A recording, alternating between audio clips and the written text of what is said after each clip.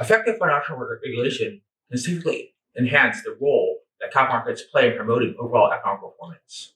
So in this conference, the role of capital markets for sustainability and growth of the economy, co-organized by the National Institute of Securities Markets and the Systemic Risk Center at the London School of Economics, will explore the links between capital markets, economic performance, and the role that financial regulation can play to maximize the benefits that capital markets create from the perspective of the people and firms in the real economy. This conference will be held at the NISM campus in Mumbai on the 15th and 16th of December.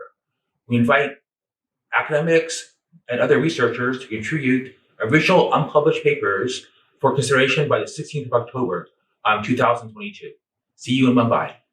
Hello everyone, this is Ashutosh Kumar from School for Securities Information and Research at National Institute of Securities Markets. Many of you have interacted with me through call, WhatsApp, and email in previous conferences. Once again, I am there for you with the 3rd Annual International Capital Markets Conference 2022.